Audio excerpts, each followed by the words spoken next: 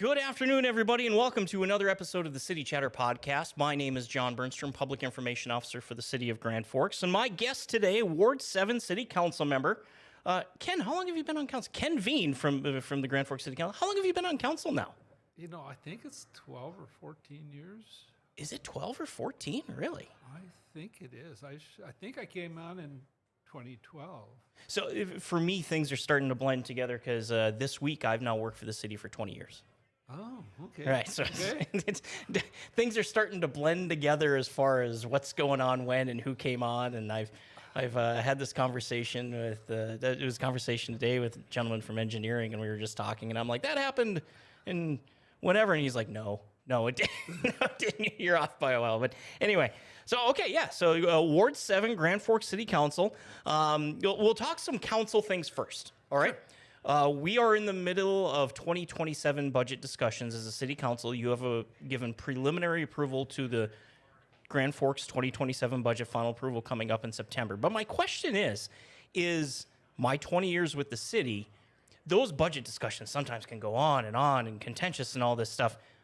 The past couple of years, I don't want to say it's been easier, but I want your perspective. Less contention, and even the contention, the things where there is discussions, it's a small amount of money compared to the entirety of the budget. Yeah. But your thoughts on that? Well, you know, the budget really consists of two parts: the general fund, which is what people Which is pay property a taxes. lot of attention to because of taxes, but the other is the utilities. You know, it's the other infrastructure, sewer, water, street, Yep. and that kind of thing. And you know, the first one, the majority of the budget is people.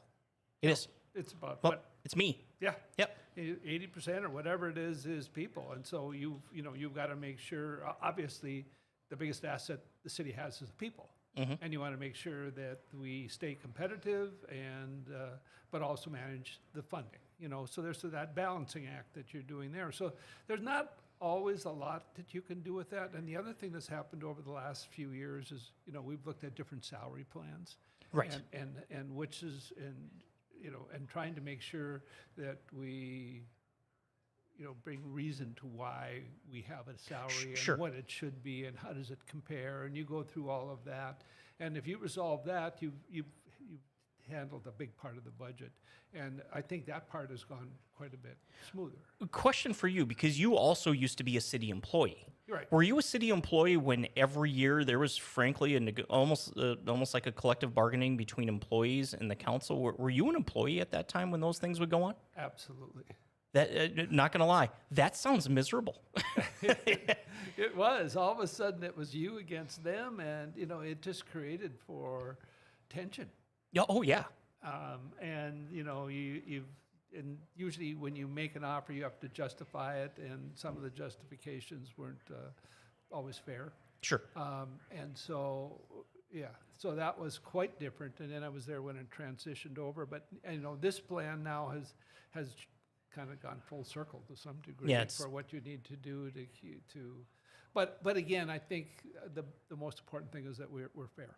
Well, and I think having it in a system, if you will, you can agree or disagree with what the system is, but having it in a system as an employee, I can sit here and say, well, I understand it. Like I understand from a council standpoint or what I have coming to me, this is what the system said. When it came to that negotiation, that I'm coming from an employee standpoint, had to be incredibly stressful because you had no idea where you were at. Yeah, and you know, you have just a limited number of representatives who are trying to do that, and of course you had, well, police, fire, engineering, all those people that are trying to go through it. So, you know, and sometimes it got to be almost more specific, maybe even department by department. I think HR has been a great help too. They do a great job. Because back in the day, our HR department, when I was first there, was 2 people. Oh my. Mm-hmm. Yep, I see the work they do now, and that's not a 2-person job. No, and so things have just obviously progressed, and they're doing a great job. I will admit, I'm one of the few people I think in city government. I shouldn't say that. In City Hall, we do this quite a bit. I know the people in HR, right? Yeah. They have children. We see each other in life. So I'll just randomly walk in and, hey, how's it going? How's life going? And you're just like, within a conversation, I'm like, oh, you've got yourself. I'm sorry, I'm going to leave you alone. you've got some serious conversations coming up, and I'm asking how school's going. Yeah, So, yeah. the 3% cap that has been put on you as a city council, as far as raising, not the entirety of the budget, but the property tax portion of the budget. From a city level, I think it's gone fine. From a council member standpoint, does that make things easier? Just because it'll limit some of those discussions because we're limited to 3%. No, I don't think that's limited. I don't think that's been an issue for me at all. Okay, We've just have naturally been under 3%. right. That helps. It isn't like we, and even now we're having, a mill reduction, slight but small amount. So no, I don't think that's impacted us. I think other forms of government have been really significant, but has really had no bearing on what we've done. We've done the right thing, and it's been within that cap. I mean, you've been on the Grand Forks Legislative Committee during legislative years, and I remember in past years when caps would come up at a legislative level in years past, and generally as a local government, you're like, no, I'm against caps, give us control. When it came forward this past year and they tied it to property tax relief, and you kind of look at it and you kind of read the writing on the wall of, oh, something's going to happen. And then you look back at city budgets. I remember saying, well, 3%, we're under that anyway. That was that knee jerk of you hear cap and you say no. Yeah. But then you kind of look at it and you're like, well, 3%, we can do that. And right, and who knows what's going to happen this next session? They may readjust it because I know counties across the board are having a harder time. Having a hard time, yeah. Yep. That's where I see it a lot. Yep, they're having a harder time. So you mentioned utility rates. That's your water, sewer, mosquito control. They're going up a little bit, but I think you mentioned it at the preliminary approval. What maybe some people, maybe even some council members, don't want to say don't recognize. You do, because it's out of sight, out of mind. We're in the process of developing $100 million new wastewater treatment plant. We're in the middle of, expands the city's capacity for years down the road, right? Makes us very viable, big when it comes to economic development. When you bring in large industry, they're like, how do you treat water? We're in the middle of all that, and yes, there have been some increases in utility rates, but rather minimal. Yeah, and you look at all of it. I mean, when we talk about the utilities again, the big factor there isn't necessarily the people, it's the projects. It's that's a good point. Construction that should take place. So, it wasn't very many years ago, we've completely redid our whole water treatment plant for $160 million and renovated a major capital construction. And now you're doing the same thing on the wastewater side. Right. And even with those capital, we've gone out, we've gotten grant money for a lot of different things. We've managed it well. I think we've got some good prices for the things we've done. And so even in light of all of that, we've been able to manage them quite well. I think it's interesting, and I think it's a sign that city government is generally in a good spot, right? Mm-hmm. When my phone calls I get in my office are complaints about you didn't pick up my garbage. Yeah. Okay, we're doing all right. Because yes, we should pick up your garbage. We missed it. Mistakes happen, whatever, right? But think back to the post-flood, where it was, where is my house going to be? Yeah. Those are gigantic changes. Yeah, and you get that, and then the other thing that I think the city has managed well is just the streets and potholes and all the reconstruction. I mean, there was a time I couldn't go any direction from my home, did not get into a construction zone where they were fixing streets, repairing streets, building new, and all of that's going on. So, we increased our sales tax, some portion specifically for that.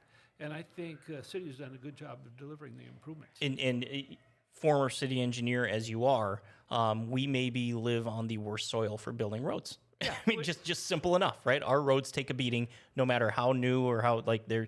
As I tell people, we as city government, when it comes to repair or maintenance, we have to touch every road in town. Maybe not every year, but we have to touch every road because no road will last forever in Grand Forks. And the other thing we do, and it's more expensive on the upfront side, is we do concrete all of our streets Sure. are concrete versus the asphalt. Asphalt will not last. No, what do you get? Long- 7 yeah. years out of asphalt, maybe? Well, no, you can get it like a 20-year out of asphalt. but Can you you'll get a- 20? You'll get 40 or more. I mean, we've got streets in Grand Forks that are over 120 years old that are Sure. concrete.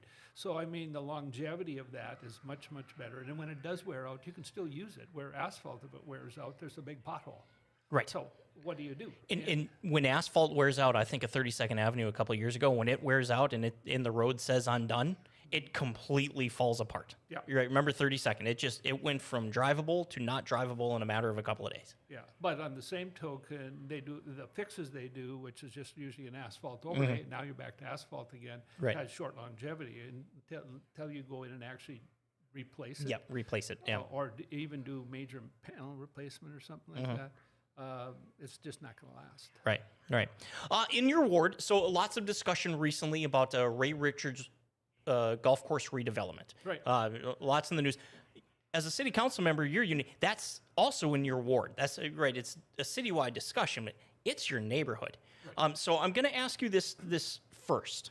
Incentive aside, pilot aside, how do you feel about that development as it stands right now? Because there's been a lot of nuances to it. How do you feel about the development? Take the pilot out of it. Just the development itself. How do you feel? Well, I think it's the best we can get. I mean, ideally, I love the Ray Richards golf course. I'm a Right. former cross-country runner. I ran on that course back in the 70s, okay?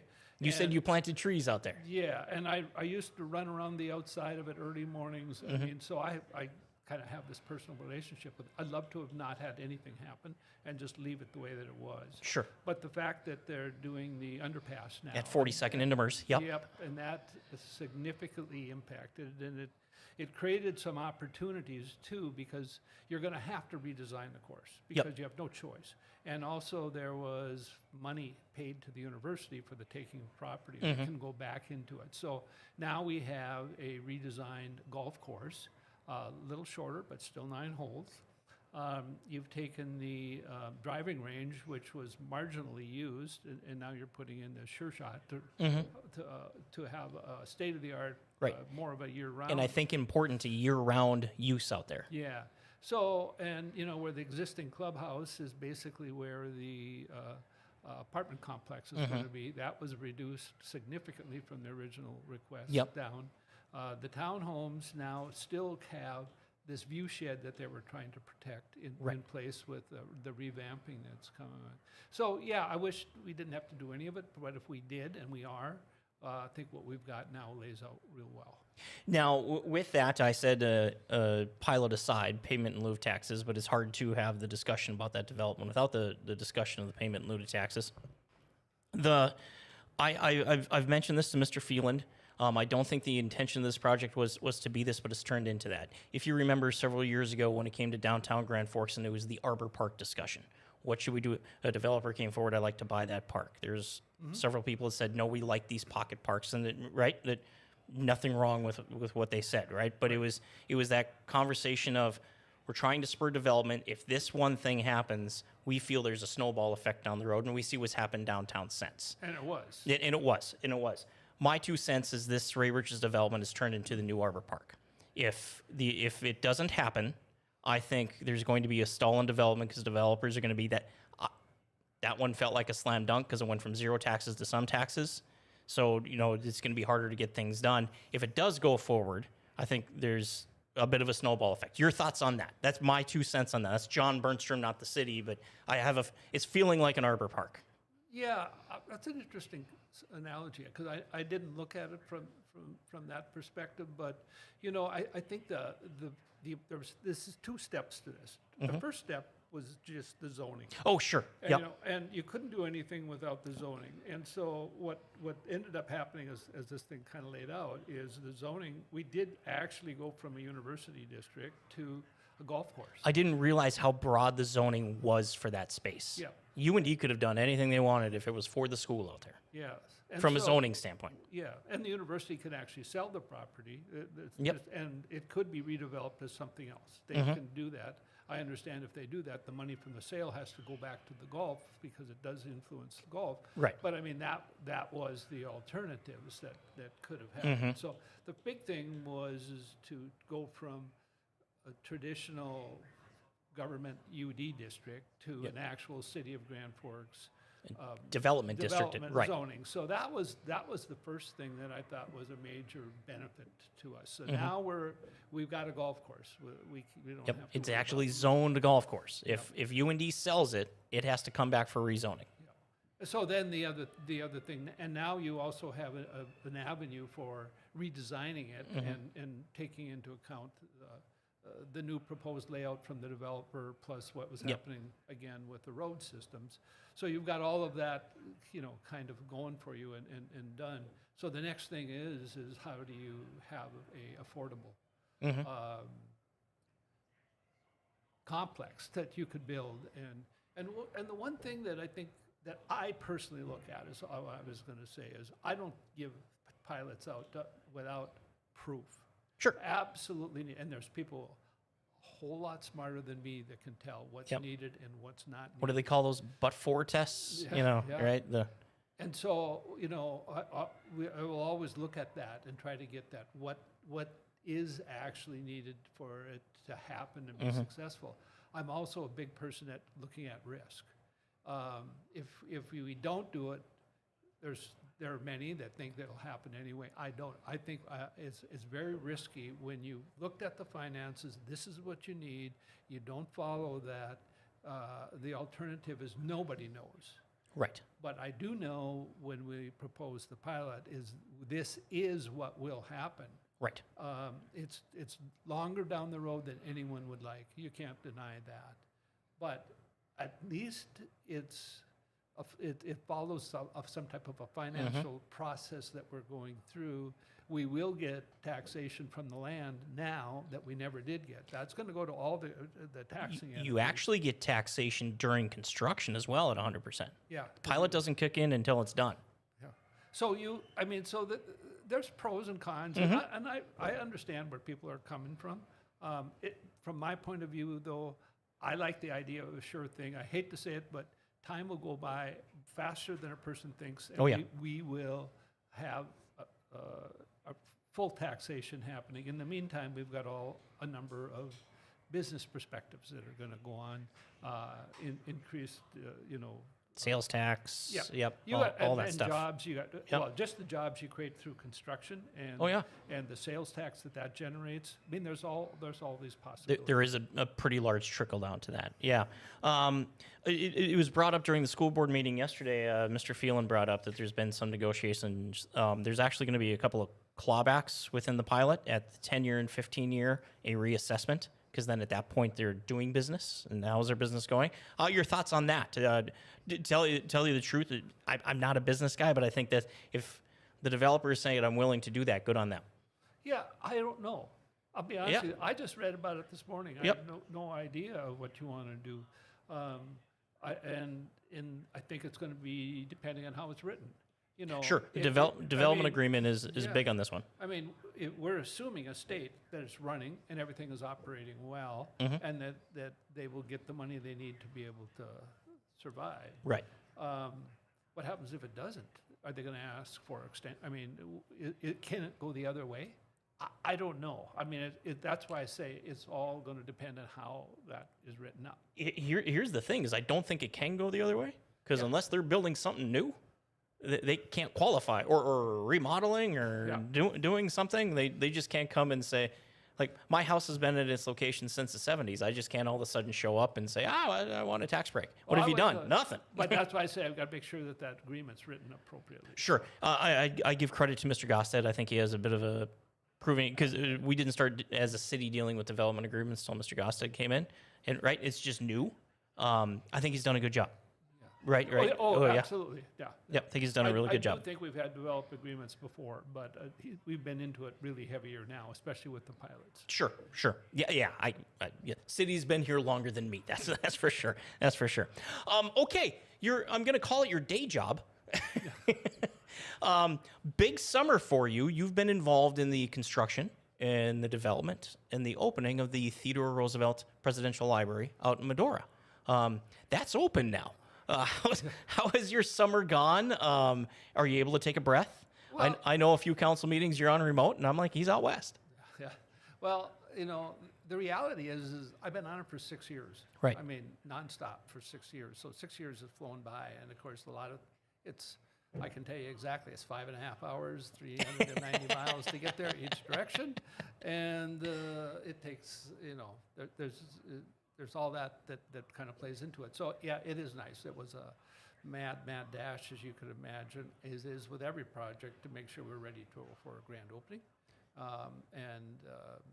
And of course we were. We've had amazing number of people going through the library, and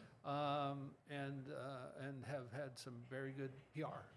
Yeah. It's been amazing what we've Yeah. gotten, and so you always have that little bit in the back of your mind. Will people appreciate it as much as we did, and the effort Sure. that went into it? And so we're feeling pretty good. So, I mean, the deadline for opening, you said you've been on it for 6 years. 6 years. Yeah. 6 years. Yep. I remember early on, probably before anything was starting to be built, it was just like, oh, our opening is going to be the was it quincentennial 250th. Yep. 250th. Well, that gives you a deadline. In construction, it's hard to do. What type of pressure was that? I mean, even though you may have been a couple years out at the time, of just like, if we're not done, we've got a lot of higher ups who are going to be upset. Yeah. Well, I think, you got to remember a number of things. When I first started, we didn't have a location, we didn't have a scope for the project or a budget. Sure. Okay. So, or a design team. I was the third employee hired at that Right. point in time. And so we went through COVID in the middle of it all. Sure. So when we did some of the searches for our consultants, normally you'd have face-to-face meetings. We had them all over Zoom. Right. And we did that with firms, to be honest with you, design firms all over the world, because we had many that we looked at before we narrowed it down.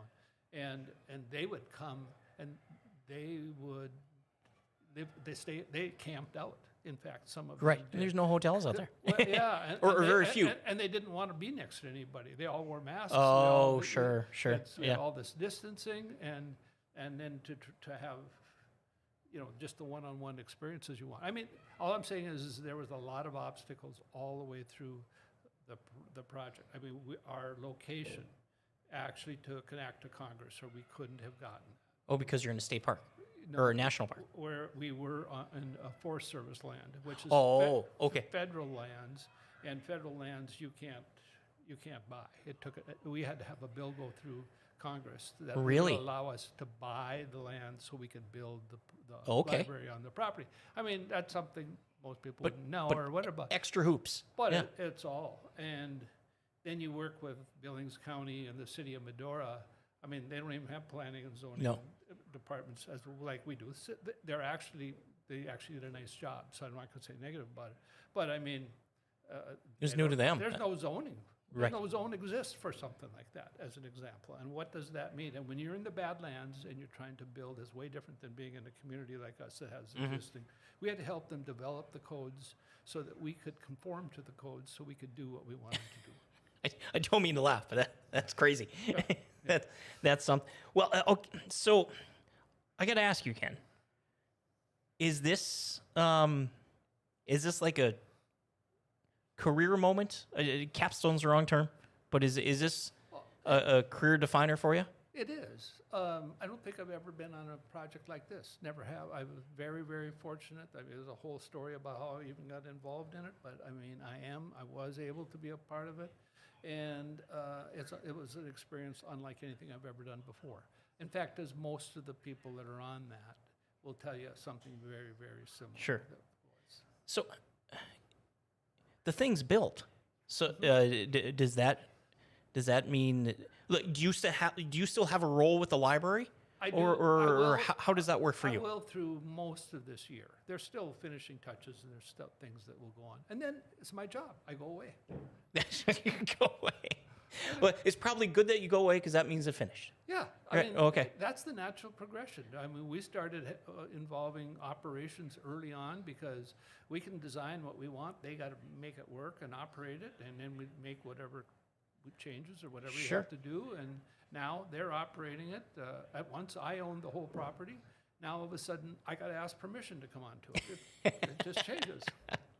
Well, from everything I hear, I haven't been out there. Everything I hear, well done, good job.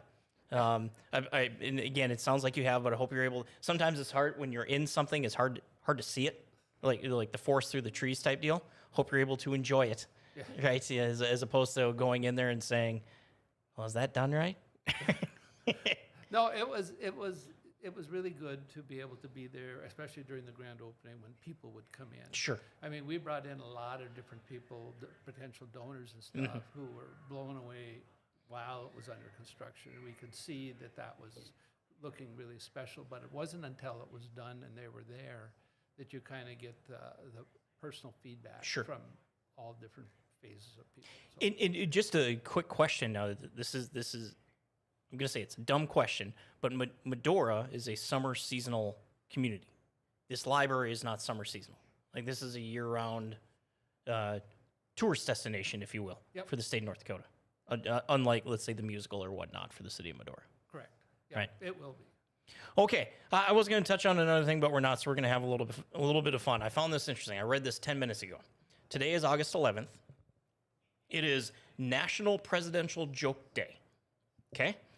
And the reason, I guess where this came from was, presidents over time have done dumb things or things that didn't make sense at the time, and people make jokes about it. Especially, I'll use the term in the era of Saturday Night Live, where you get these sketch comedians. I think of Chevy Chase did the Gerald Ford, and Gerald Ford tripped once walking up a podium, and he made a whole career over falling over, right? Yeah. So evidently in the 80s, Ronald Reagan, they would do the presidential radio show Sunday mornings on CBS. I believe that may still be it. I don't know if it is with Trump. I know with Mr. Obama it was. And they were doing a sound check, right? This is in the 80s, in the heat of the Cold War. They're doing a sound check, so they're recording it. But hey, Mr. President, can you just say something? We're doing a sound check. And he went on this whole spiel of how they're wiping Russia off the face of the earth. Bombs are going out as we speak, and Russia's no more. And he went on this whole spiel, and they're just like, we just recorded that.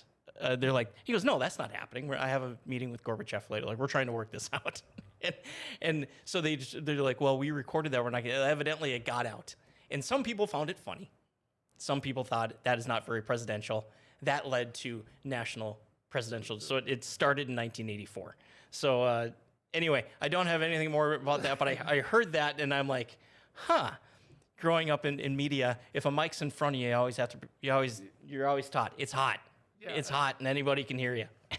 That's very true. And something, you never know who's going to hear a word of whatever. And I know. Almost, there's very few things I can say that are really confidential. Right. One of this website I went to had a list of things that presidents have done that hindsight where, maybe didn't go over too well. One was Franklin Roosevelt, not Theodore. Franklin Roosevelt had the royal family visit.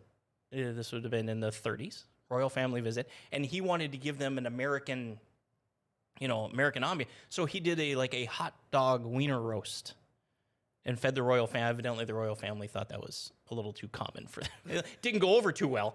But you can imagine that, hey, we're gonna do America up, right? This is what we do. This is what Americans do in their backyards, and they're trying to sell it. And I guess it went over pretty rough.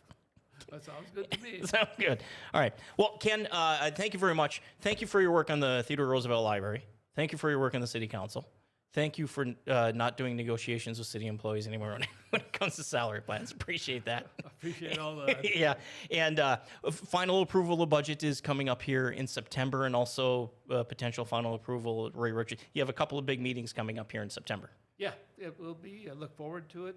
It's just all progress. It's all progress, all moving forward. Ken Bean, thank you very much. Appreciate it. Thank you. If you want to catch this or any other episode of the City Chatter podcast, feel free to visit grandforksgov.com/podcast. You can see all previous 52 episodes. This is episode 53, and we'll catch you next time. Have a good one.